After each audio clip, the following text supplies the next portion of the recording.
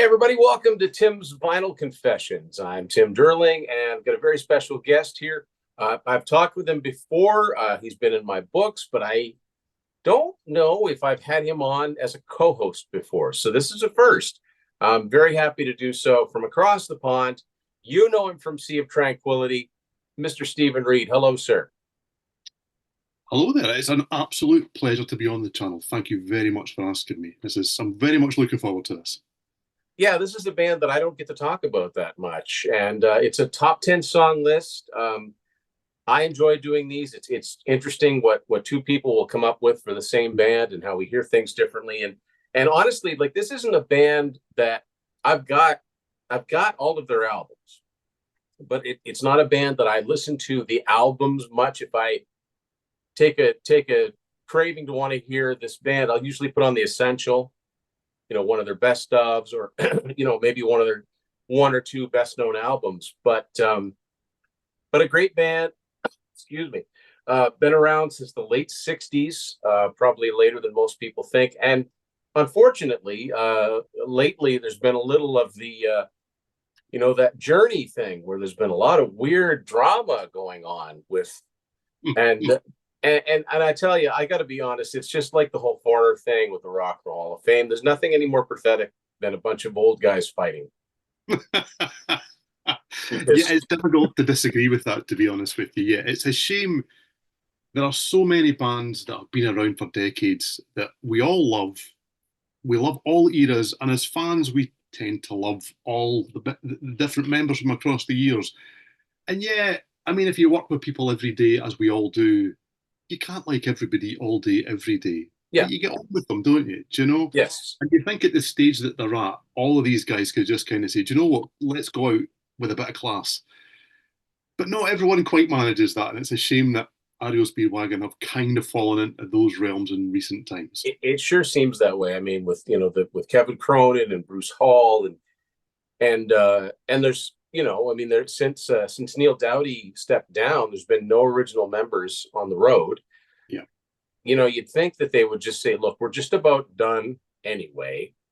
Just grin and bear it. But anyway, so when that happens, usually what happens is if I can ignore it, I do. Mm. Um, in the case of a band like Journey, that's a band I've loved for many a decade. I can hardly listen to them now, Stephen. It's It's hard. just tainted by Neil Sean this and Jonathan Cain that, and it's just crazy, and it's a It, shame. it, It's a it shame. doesn't help as well when their singer is actively asking people on social media whether he should remove himself from the band and things. That's You're kind of going, Arnell. am I watching Arnell reality TV here? Arnell really. It seems like he needs a guy to tap him on the shoulder. Says, don't do that. We don't. You don't. I It's understand. I been understand. I believe that you're sincere, but you do not put that up to the public to decide. he's been in that band a long time, and there have been a couple of events in recent times that have made me wonder if he's ever kind of got to that stage where he thinks I belong here. And I'm not calling him down. He does a great job with the band. Good Yeah. albums, great Yep. live, real energy live as well. And the guy can sing.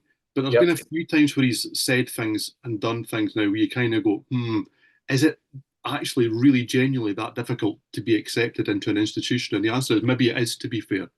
Do you know? And Journey haven't Well, always been as faithful as they may have been to certain band members. So when it begins to kind of go a bit wrong, maybe you do think, am I on the way out the door here? So I Well, when kind you've of got the two main guys that are going at each other all the time, I would think you'd start to think, where do I fit into all this? I mean, so with REO Speedwagon, it's not quite to that level, but then no, again, I would say that at one point especially in the early '80s, that REO Speedwagon and Journey were probably about equal popularity.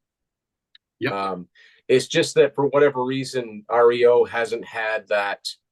They haven't had that evergreen, you know, thing that Journey has, where the songs are just perennial. Like REO have, I'm going to say, three songs that will perpetually be in rotation on '80s, oldies radio or classic rock radio. Maybe four or five songs. The Journey have that greatest hits yeah. that most of those songs get played still. So for whatever reason, they don't have the profile. But when you do read about stuff, you're like, that's really weird, and that's not the band I would have thought this would have come from. This sort of Yeah. this Well, we dystopia. didn't.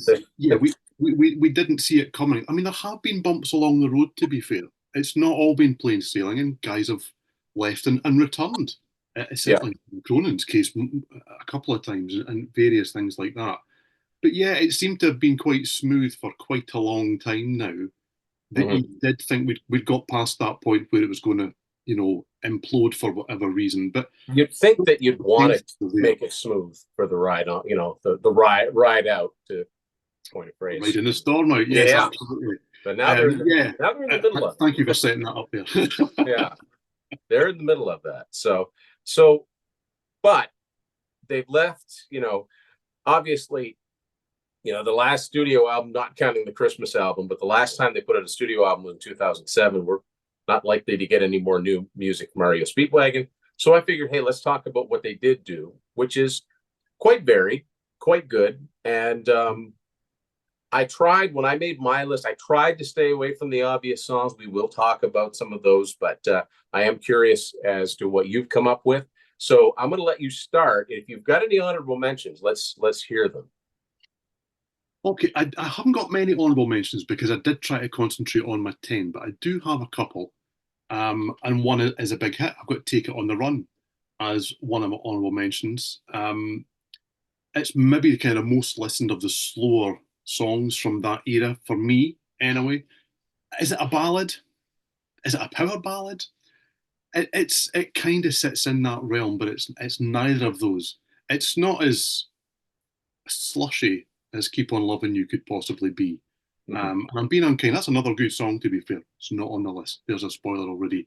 And the guitars do pull things along. I do like that. It's definitely aimed at the charts, but they were at that point. This is 1980, it's High Infidelity. So we really were looking for commercial success at this point, and they were getting it in spades. There's a kind of loose Eagles vibe in that song, which was something they touched on many, many years before, and we'll maybe come back to as well. But it's also a little bit cheesy, but it's cheesy in a good way.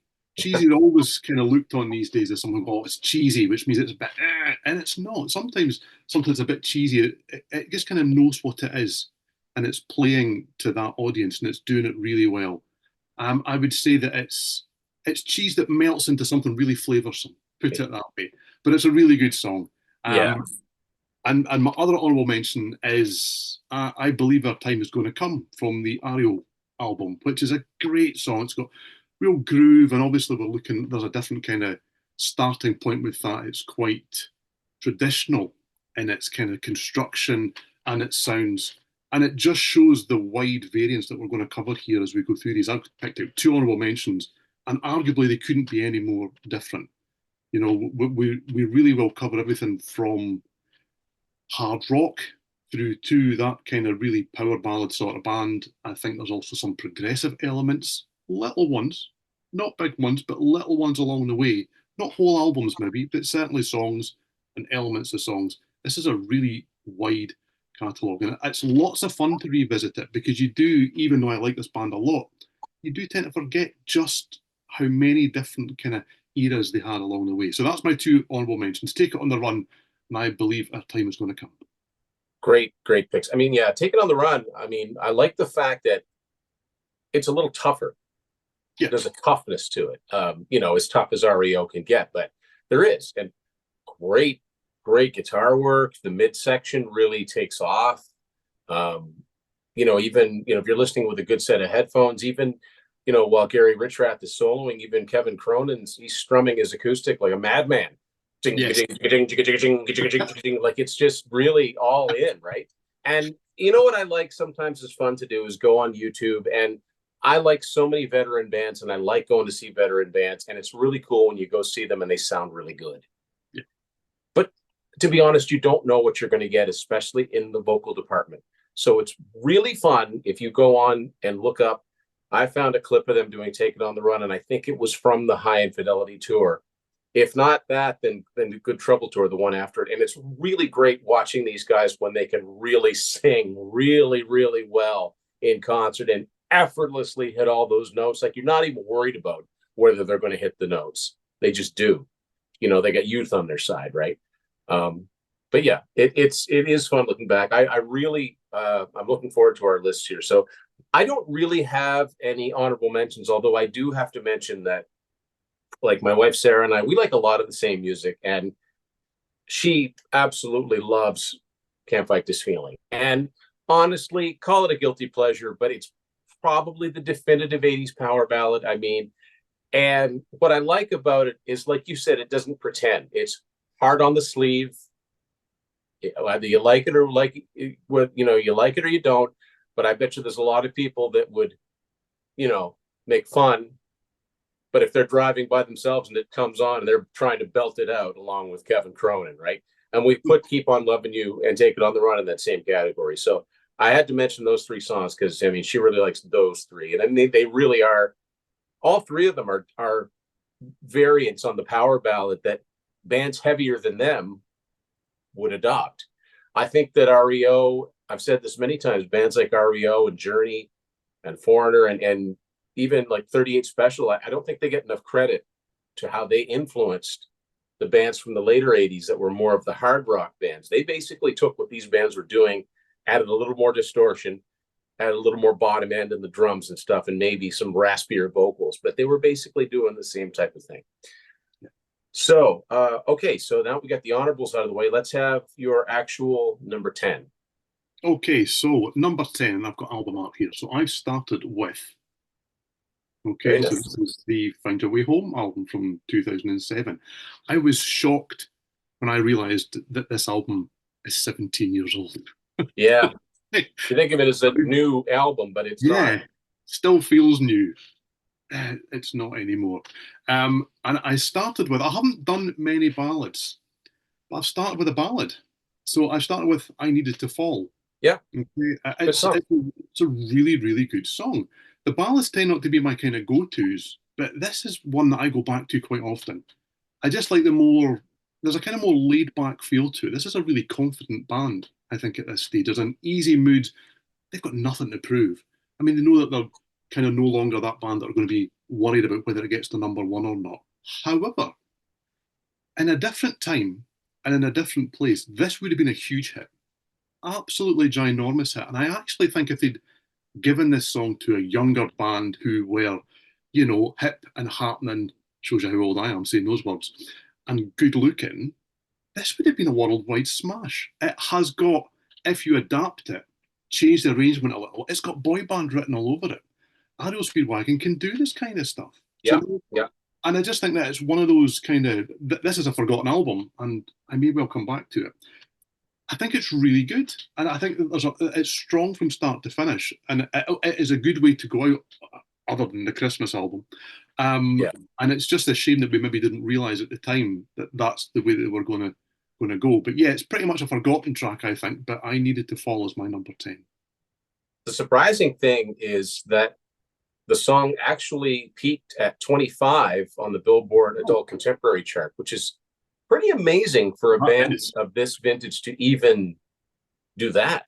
I mean, it doesn't make for sales, but they charted, and I think that's pretty impressive. Yeah, that album kind of passed me by when it came out, but I actually remember finding it a couple years later in a markdown bin, and kind of forgetting that it was out. I'm like, oh yeah, I forgot about this, so I picked it up, and it's not bad. Cronin's voice has changed quite a lot.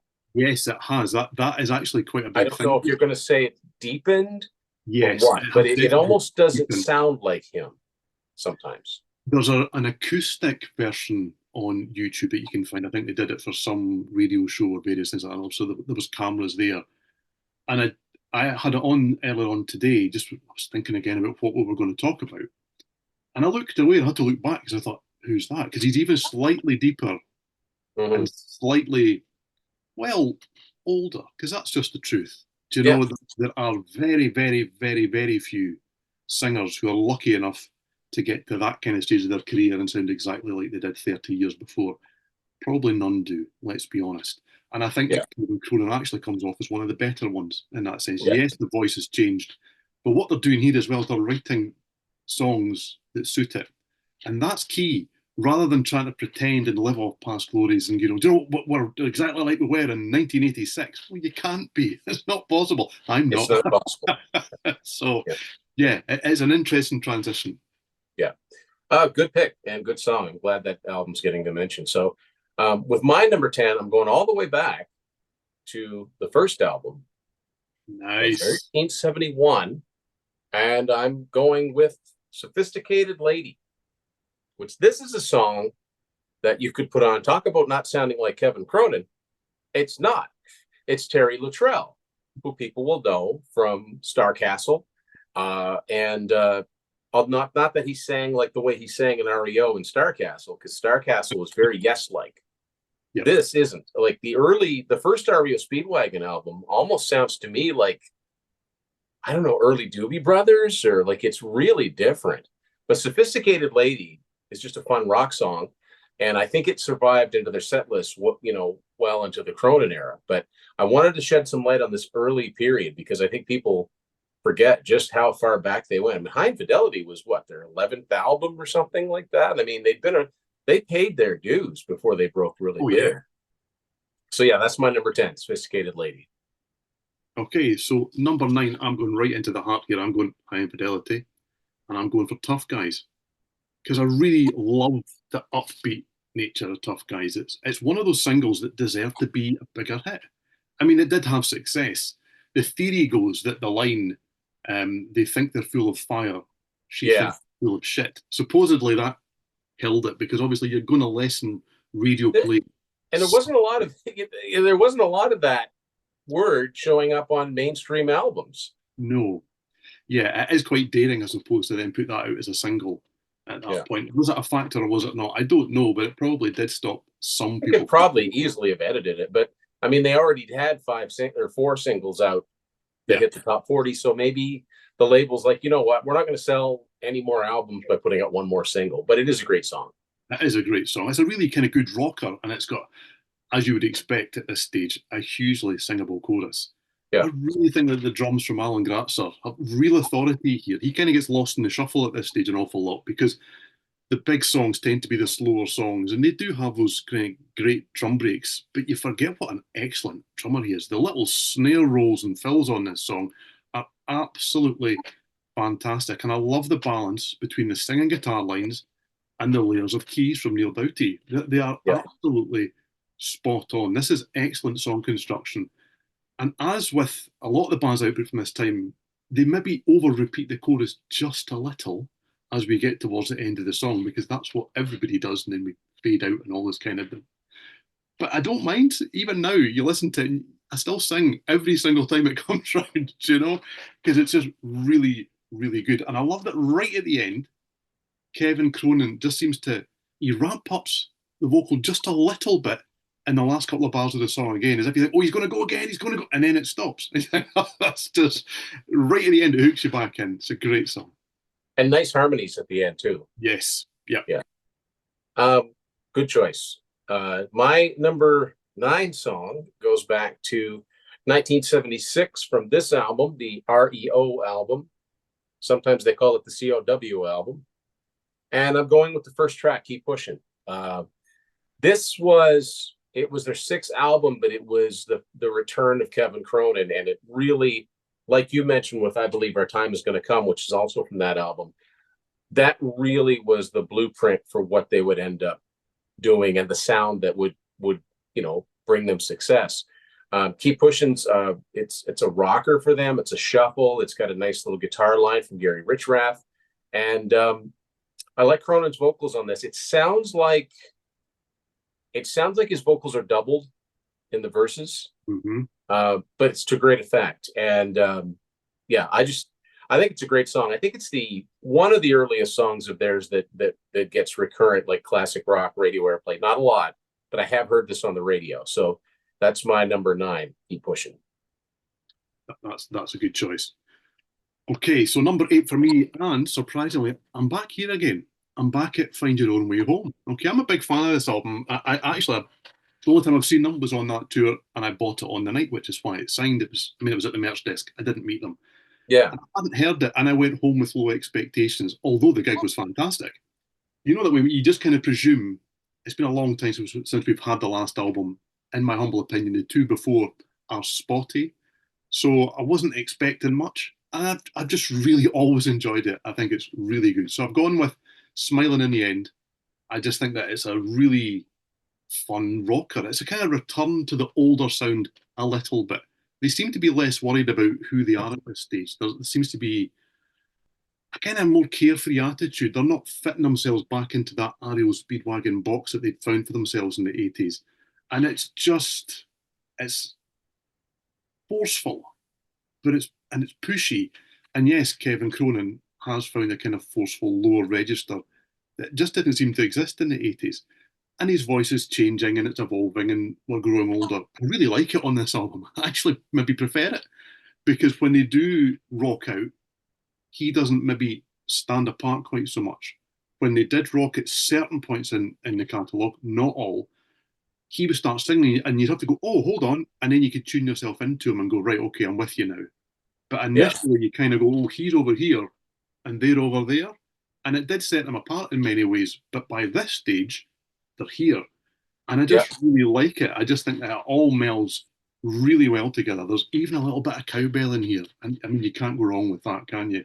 I Physically mean, impossible. Yeah. absolutely. It's amazing to think that Dave Amato and Brian Hitz, so guitarist and drummer, I mean, they've been in the band since 1989. This was their third studio album.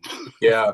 That's that really puts it in perspective. Of 2007 by this stage, and that's a bit of a shame when you hear songs like this because this is really, really good. And you think, okay, not all the albums with those guys on them are brilliant, but if we can knock out one all these years down the line, surely we could have had more. But Yeah. there you go. So that's my number eight. Awesome. My number eight is another example of a song with a different voice on it. We're going to 1979's Nine Lives, and a song that bassist Bruce Hall sings and sings it very well, Back on the Road Again. And this is a good example, as you said, because Kevin Cronin has that I don't know how else to describe it, but he's got a friendly voice. So he's not that convincing on the rockers sometimes. But Bruce Hall has that mid-range, doesn't, I don't know if I want to hear him sing a whole album's worth, but the times he does sing are usually pretty good. And he sings this song, and it is a rocker. And Cronin has some nice harmonies on the chorus. There were no, Nine Lives is funny because it's in between two albums that both had more success. There were no big hit singles off of this one. I think this was the song that got the most play. And that, based on its title and everything, I think it got a lot of play live. And it was a chance for, okay, Bruce is going to sing a song now, which I think is always useful. And I think a lot of these veteran bands would be well served by doing that, because it'll give your main singer a break. But, Yep. but yeah, Back on the Road Again, great rocker from them. And it's my number eight. And I would also say that it's an underrated album. It is. I mean, it's got some like Heavy on Your Love. It's got some good stuff on there.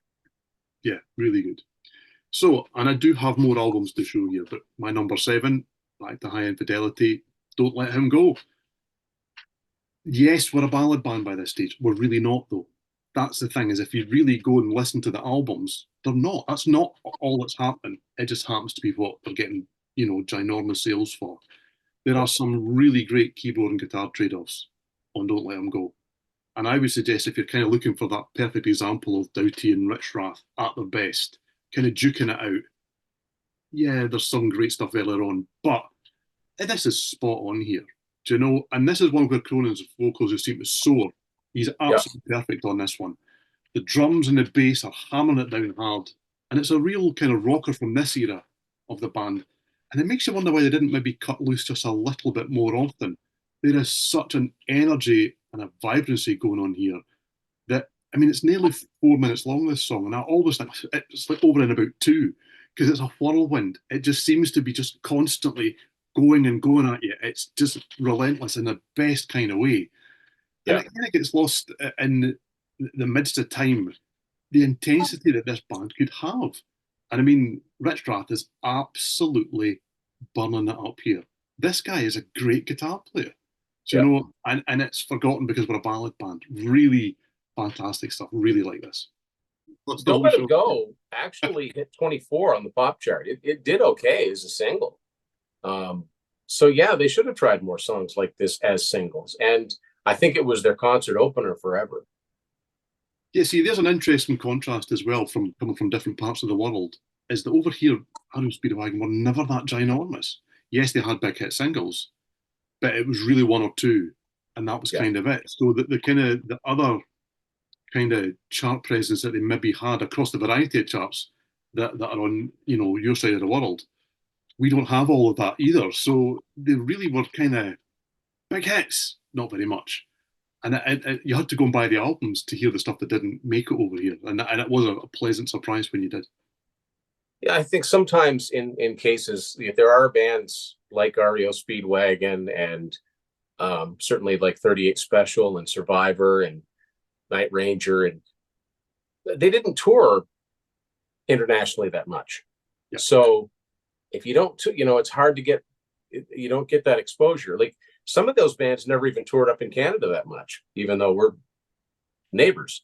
Yeah. So that always yeah. fascinates me that you guys don't get all that much more than we do. And maybe with No, some we've actually had more touring activity than you guys have. It's a bizarre thing.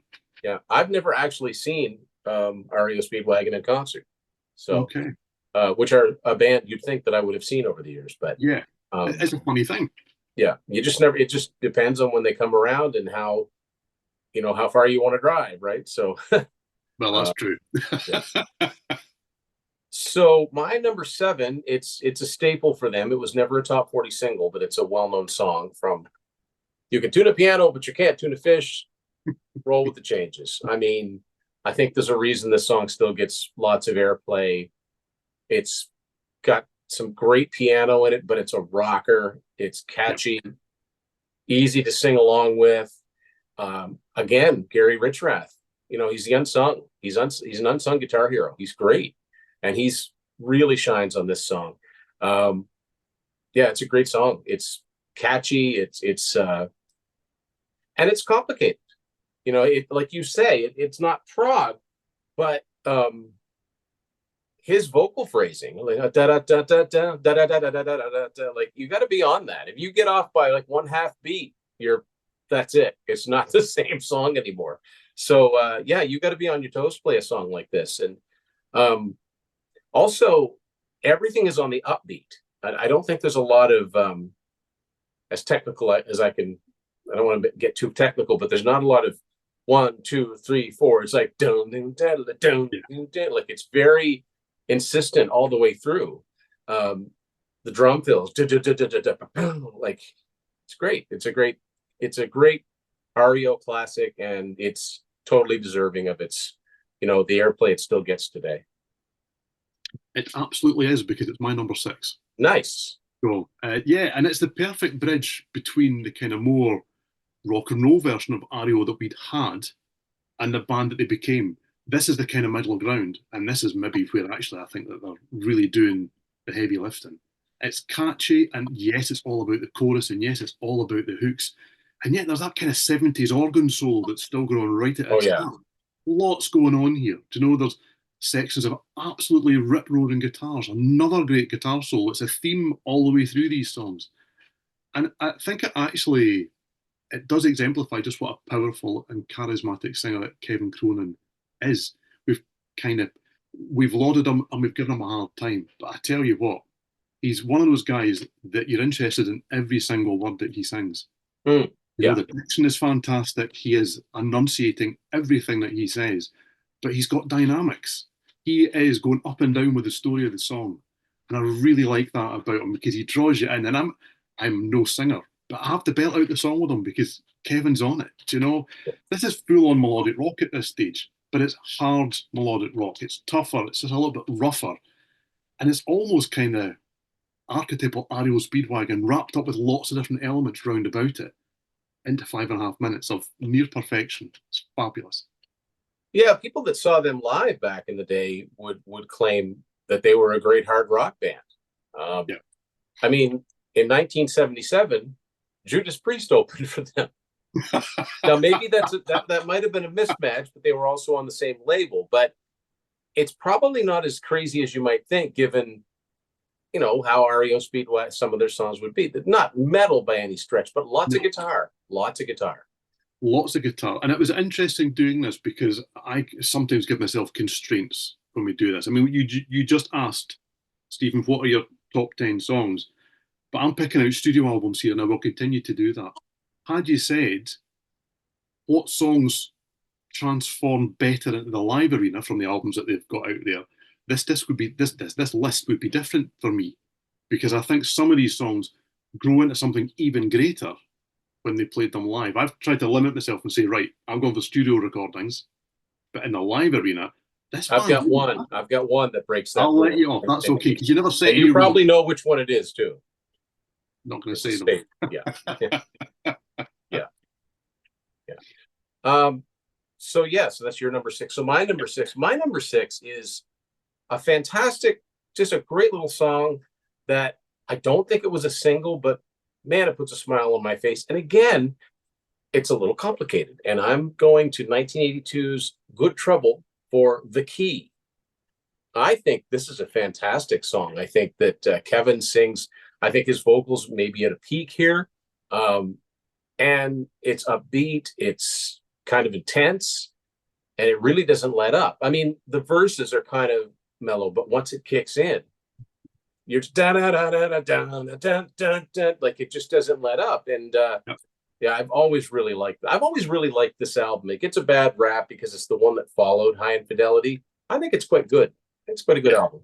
It is a good album, and yeah, that next album has to either be just out of this world good, or it's always going to be seen as second best. That's just the law of it. I am loving the 8 tracks, by the way. I wish I could match that, but I can't. It just so happens of all but one of my choices I have here on the.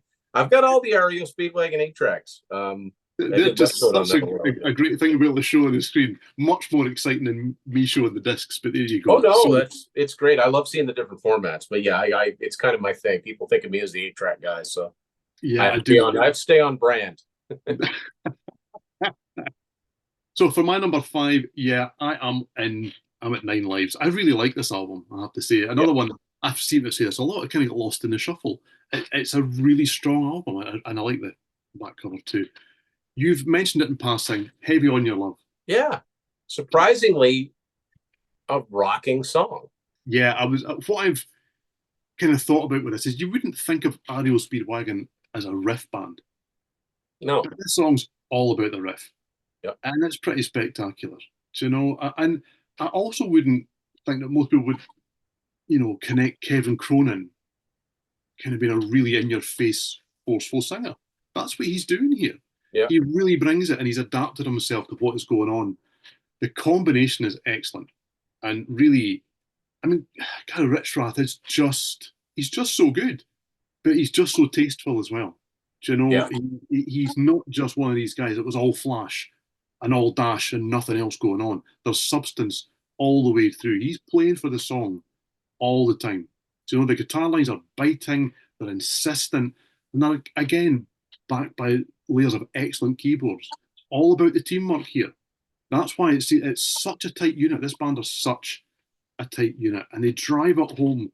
And it's also a great album opener. Yeah. Every band and every album should start with a great song. Yeah. And it's fascinating how many bands stick their best song on at track 7 or whatever it may be. You've got to make an impression right away. Come straight out the tracks with it. And that is exactly what Heavy on Your Love does. It's to me, it's a classic. We're in classic territory now. I'm in the top 5. I mean, I like all of these and more, but that's a fantastic song. Yeah, if we'd have done a 15, that might have been in my list. It is a great song. I'm so far we haven't had a lot of repetition, but we got another one here. My number 5 is Don't Let Him Go. And this kind of speaks to how America-centric they were. This is the only Canadian 8-track I've got. And they look quite different. Wow. Yeah, but this was a big album everywhere, right? But yeah, Don't Let Him Go. It's got that Bo Diddley beat. I love the feedback at the beginning of it. The Alan Gratzer on the tone, like the, and again, it's like that. Kevin Cronin would do this. He would write very rhythmically because Roll with the Changes is like this, but the fills in Don't Let Him Go, da, da, da, da, da, da, da, like you've got to be on it. You got to be tight. And it's just a great song. It's got the rock element to it. Like you said, great play by play, like between Neil Dowdy and Gary Richrath. Um, but it's melodic. It's extremely melodic. And the last chorus, when like Cronin just kind of soars, is just one of my favorite parts, right? It's just one of those moments you just like, nailed it. So that is my number 5. It's interesting as you're saying that about the different elements, and it's something I hadn't really considered when I was putting this together. There is a big difference between the debut and the final album, style-wise, approach, band members. But that kind of middle ground where they kind of changed from being a more hard rock and roll band into being a really ginormous chart band. It's more about turning elements up and turning elements down than it is complete reinvention. Yeah.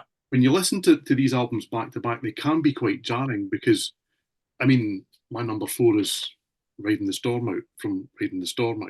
And if you listen to that back to back with High Fidelity, you think that's different It's a different bands. band. But they're not really. The songcraft is very much still in evidence there. And it's just about how they arrange it and how they present it. Because the live version of this, right the way through the band, is just ridiculously good.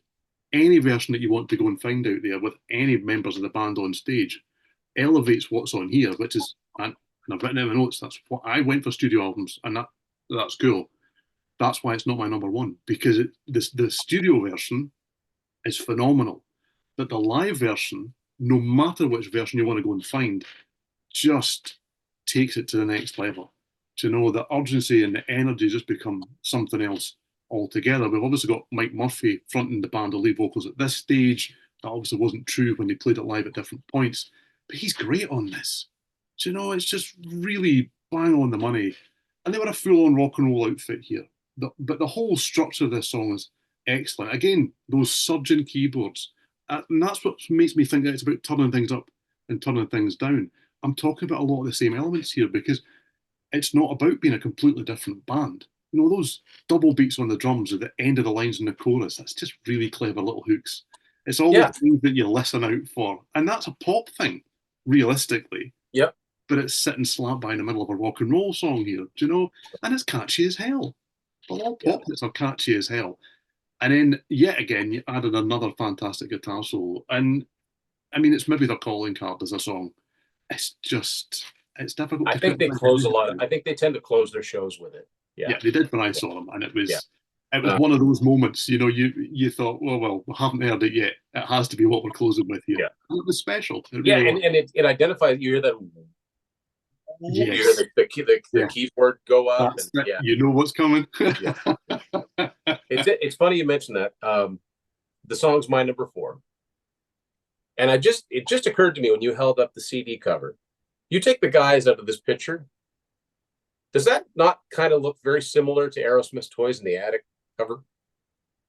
Like put the toys in there, the toy chest in there instead. It does, yeah. I wonder who did never this thought cover. that before, yeah. I suppose it does in many ways.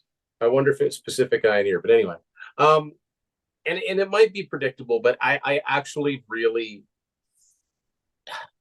I liked Terry Luttrell in the first album. Certainly, I wasn't listening then, I wasn't born then, but the 2 albums with Mike Murphy, to me, he's got more of a Danny Joe Brown, Molly Hatchet kind of voice, and to me, it doesn't fit REO so much because they were Midwest, but they weren't quite Southern. So I always kind of wondered why they didn't get someone who, had more of that melodic.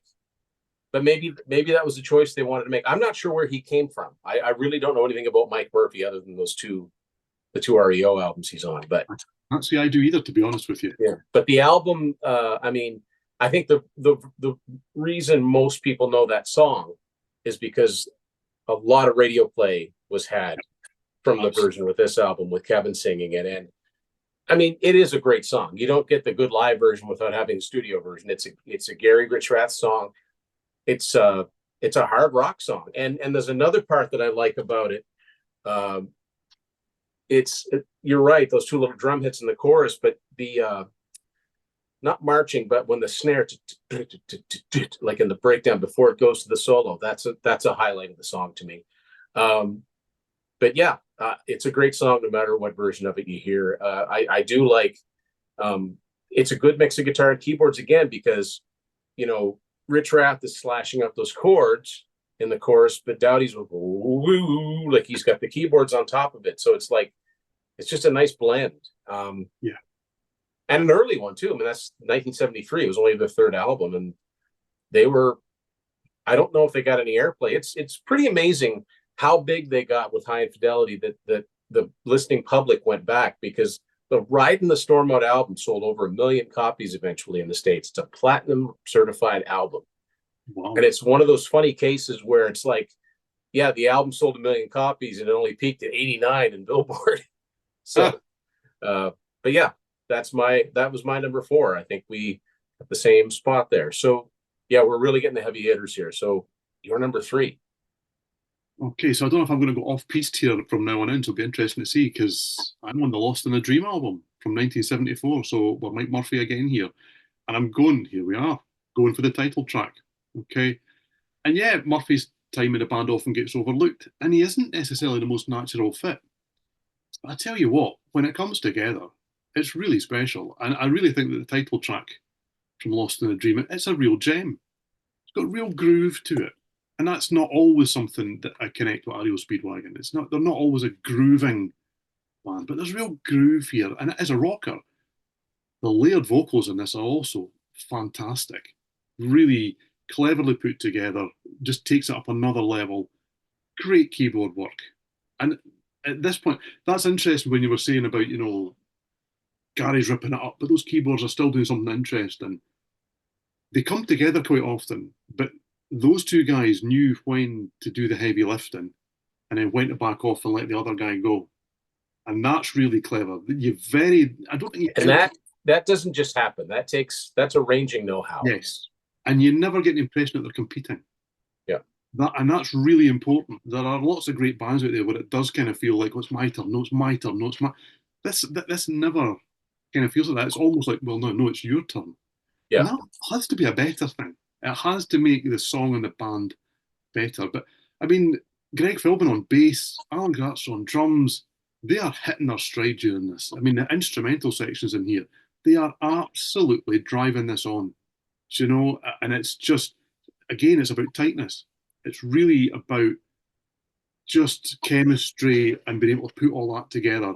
And that does let Gary Rich Rath really let loose here as the song builds towards its conclusion. He is phenomenal at the end of this. And yeah, I've closed it by saying the strength is the unit here. That it's absolutely very much the unit here. They've got such a great natural, there's a feel about them. And I mean that in the sense of what a great feel that band had. And they did at this point. It's really, really good. And it's another kind of forgotten moment from the band as well. Yeah, and I'm going to get I'll get corrected if I don't mention this. There are 3 albums with Mike Murphy, because I forgot about this one. I think a lot of people forget about this one. This one's hard to find this time we meet it. But yeah, you're absolutely right. And another band that does that really well with the keyboards and guitars, Toto. They have a lot of songs where either David Paich or Steve Porcaro will, and then Lukather will come in with a guitar solo, and maybe they'll go back to a keyboard solo. So yeah. You gotta coexist if you're gonna have those elements in the band, because they tend to take up the same frequencies. I mean, that's one of the criticisms I often hear about Yes's Tormato album, because Rick Wakeman and Steve Howe, they're competing, so it's really hard to tell who's doing what. It's a delicate balancing act, and REO always did it very, very well. Like, some of their albums were self-produced, some of them Kevin Beamish produced. They had a variety of different producers working for them, but they always seemed to. The band themselves always seem to get the arranging part down, where it's like, this is where I sit out or sit back and you do your thing, and then vice versa. Excellent choices. So my number 3, right? Yeah. My number 3. Yeah. Yep. This is the only one that's not an 8-track. And oddly enough, I had this album out anyway because of something else I'm doing for another channel. A lot of people don't like this album, and I probably don't like it as much as when I first heard it, but I've always kind of had a soft spot for it, and it's this album here. The Earth, Okay. a small man, his dog, and a chicken, 1990. And I have always wondered, I've never read where that title came from, but I've always wondered if the illustrator didn't do this little drawing and they're like, okay, we like that. What are we going to call it? And finally they just said, oh, just call it what it is. Just recite what it is. And to get, I mean, this album did not sell. This was their last studio album for Epic. Rich Rath was gone. And I think that, it didn't help that radio DJs everywhere were gnashing their teeth trying to, what the heck is this thing called? Like, what order are those in? But I'm going with the opening track, Love is a Rock. I love this song. I think this song hit number 60. And again, for bands like this, there came a moment where it just wasn't their time anymore. And I think a lot of these bands that ruled the early 80s, new bands were coming along, and it just didn't matter how good the songs were. They just weren't going to get the play they used to. I think this is a really well-produced album. I think that I know Jesse Harms came from Sammy Hagar's band, had a lot to do with the sound of this album. He was briefly in the band, so they were a 7-piece on this album. I think there are some good songs in here. It's a little ballad heavy, but the label was probably hedging their bet, saying, come on, boys, you've been around a while. But I think Love is a Rock should have been a bigger song because it combines, it's got the pop sensibility, but it's also a rock song. And a lot of credit has to go to Brian Hitt. His drums are great on this. The fills are always just in the right spot. And Dave Amato is a good guitar player too. I mean, they didn't have the original guys anymore with Rich Rath and Alan Grasser, but they were still a really good band at this point. So Love is a Rock, my number 3. Yeah, I mean, I've picked up Gary Richrath, and a lot of people out there say, no Richrath, no R.E.O. And I kind of get that, to be fair, but I also think it's pretty unkind, if I was to be honest with you, because Amato's also a great guitarist, and if you saw them live with him playing, I mean, you walked away with no complaints. He plays the old songs the way they're supposed to be played, so it's not as if he comes in and he's like, Vinnie Vincent playing Ace Frehley, Yeah, he was respectful to the material. Respectful. That's exactly the word. Yes. Right. So I'm early again for my number 2. I am at REO 2 or TWO from 1972. And I'm going for Golden Country. Oh, good song. Yeah. Yeah. It's just, I mean, it's a phenomenal workout, isn't it, really? Yeah. It is. This is where it's almost progressive in places. Yeah. We're kind of at that point in the early 70s where a lot of bands, they weren't really prog. A lot of the elements they were playing were prog. They've kind of got that kind of position at this point. You know what I think it is, Stephen? I don't think it's that they were prog. I think they were just really, really good. Yeah. And they practiced really, really hard. And and when you listen back now, it just comes out as great playing. Yeah, absolutely. I think that's a very good way of putting it, because there's instrumental sections in here, and everyone seems to be allowed to just kind of let themselves go and express themselves. And in many ways, we view those kind of qualities as progressive when you look back on things. But when this album and this song came out, this wasn't viewed as progressive. This was just viewed as great rock and roll. I mean, and lyrically, for a band who have had big hits that are not necessarily the most deep and meaningful, it's a song about greed and inequality and really wrong with the world, not just the country that they were singing about. And it's as relevant now as it was 52 years ago. And that's the sad thing. That's not a good thing, but it also is a sign of somebody that's tapping into something that is just absolutely spot on, But musically, I mean, there's such a swirling sound here, and they are just firing on all cylinders. This is the kind of they've captured the howling power of early 70s rock with those surging keyboards. There's lots of mini crescendos and lots of kind of non-typical vocals from Kevin Cronin running through it. He's making his debut here. You can't really equate what he's doing on this song with what you would then think about him doing later. But say morphing for the song. Because he's on this album and then it's gone for 3 He's albums. gone. So That's it. yeah, it's really I mean, but if you put it on, it's undeniably him. It's just Yes. different. Yeah, just different. And same again, there's an age thing there, there's an experience thing there.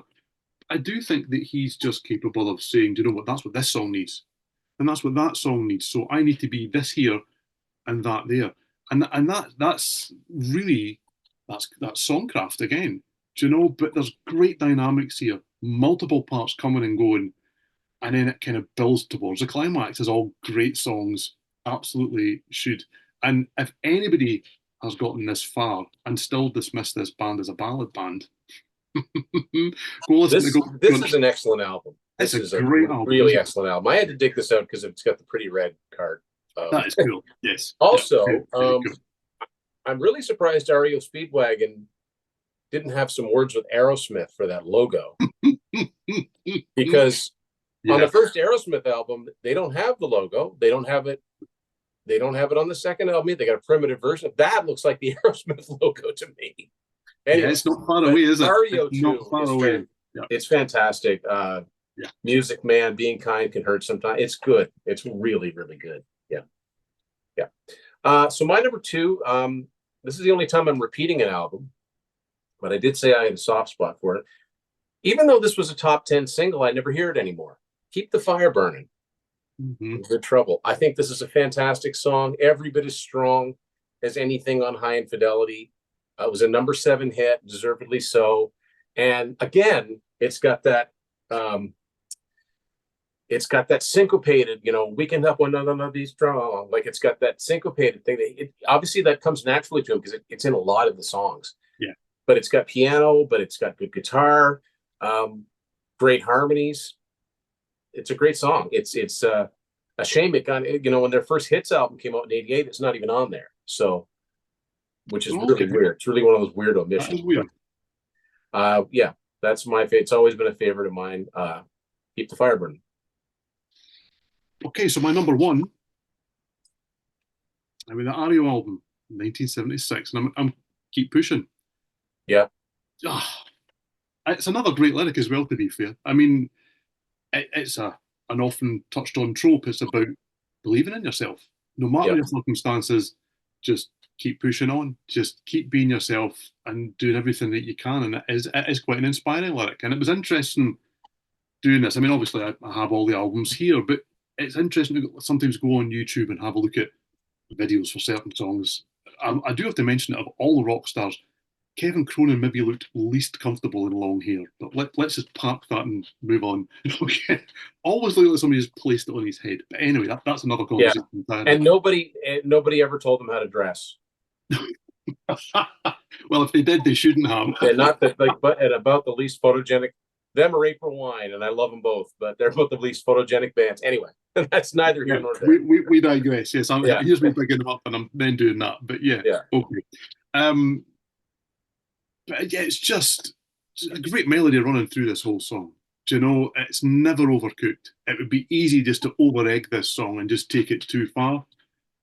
This is one where the guitar solo is quite simple, but wow, is it effective?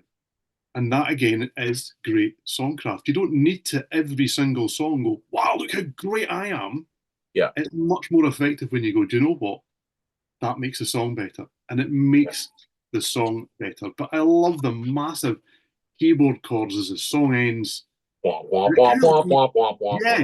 Yeah. It leaves on a strangely mysterious kind of questioning tone. You almost like, oh, and then it ends. And you think, well, it's been so positive and so upbeat. And at the end, it kind of goes, Yeah, pause, think about what you just heard. Yeah. Absolutely. It's really, really clever. And it's funny because when you look through a lot of the top tens and things that are out there for the albums, this tends to be reasonably low, which I don't understand at all because it's really, really good. But I think my theme is that a lot of these albums are really, really good. Yeah. And the thing is, like, for the REO Speedwagon that most people would know, that's kind of where it started. Yeah. That album. And again, it's got those progressive elements. You know, yeah, very much so. They're just very good. And that would be keyboards, bass, and guitar and drum, like all playing in unison. Yes. There's a lot of musicianship in this band. Yeah. And I think that when sometimes bands have hits and they can write a catchy chorus and they have a singer with a really kind of eye-catching voice, double negative, but you know what I mean there. The level of musicianship that's going on here and the level of songcraft that's going on here just gets pushed to the side. Yeah, but they had hits, don't you know? It doesn't mean to say that they can't write great songs. Yeah. And they can be hits too. Yeah. Awesome. That's like, yeah, couldn't agree more.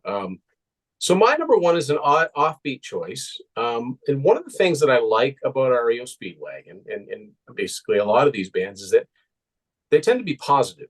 The lyrics are positive, the melodies are positive, not a lot of dark in them. And a lot of it's very, like you said, with Keep Pushing, lyrically, it's very life affirming. Yeah. A song by REO Speedwagon that I've always loved from the time that it was out as a single, because it was a single, it was a minor hit. I think it reached number 34.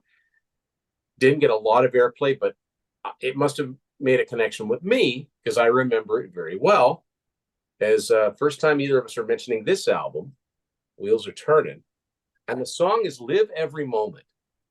Like, to me, that is just it's a pop song. It's not a hard rocker by any stretch, but I love it. It just makes you, you hear it first thing in the morning and it's like, yeah, I'll get up, this is going to be a good day. To me, that's where that song takes me. And again, it doesn't show up on all the compilations either, but it's always been one. When I started buying their albums, I guess I kind of forgot about that song. I'm like, oh yeah, I love that song.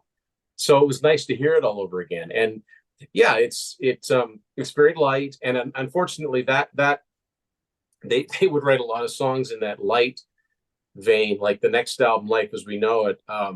There's a lot of that on there. It's not very tough sounding anymore. But for this, I think they captured it very well. And Wheels Are Turning, like, I think that's an album where they picked the singles very well because it doesn't hold together as an album for me. It's very spotty. It sold a lot of copies because it had one really big hit and then 3 other top 40 singles, which I think were all good. I think One Lonely Night's a great song, and I think I Don't Want to Know is really good. But yeah. Is it my favorite? I don't know. That, if I did this list next week, it might change. But I know that Live Every Moment's always been one of my favorite REO Speedwagon songs. Yeah, I mean, there's so much quality here that I love these 10 songs and they're in my list for a reason. I could easily have swapped in and out another 7 because there's just so many great standout songs throughout the catalogue. And really, I do mean that from the very early days right the way through. I've chosen a couple of the most recent album because I really, really, the most recent, it's old. But I really like it and I really like them. Not because I felt, well, I need to shine a light on it. I think that those songs deserve to be in this list. That there's strength all the way through. It's a really strong catalogue. Yeah, I like the fact that we've covered most of the albums here. Yeah, and we've also, which I like, is I know we didn't speak about any of this beforehand. We have crossed over on 2, maybe 3 songs. Yeah, not a lot of repetition. So yeah. So a person could do worse watching this that think, oh, all they ever did was ballads. Make a playlist of the songs that we've talked about and give them a listen to what you think. Yeah, I would be very intrigued to see if anyone that's watching thinks, do you know what, I'll give that a go, but they're not a band that I really like. Go and listen to some of these songs because there's a huge amount of variety in here. But there's also much more going on than you might think if you only know them from the hits. And I'm sure that there are lots of people watching that also know the depth in the catalogue too, to be fair. Yeah. Yeah. Okay, well, that's it. That's our list. Top 10 REO Speedwagon songs. This was great because I really like the variety that Stephen brought to this, and the depth of the albums. It makes me, I'm just doing this. It makes me want to listen to some of the albums I haven't listened to in a while, particularly Nine Lives. So Stephen, thank you for coming on and doing this. You will catch Stephen on Sea of Tranquility fairly regularly. He also contributed to my Y&T book, and it's always great to have a chat with someone that can talk about who's talking about REO Speedwagon at this much depth. Not many, but more should. Yeah. So thanks for doing this, and thanks everybody for watching this edition of Tim's Vinyl Confessions. And although your brain might be telling you otherwise, go listen to some REO Speedwagon.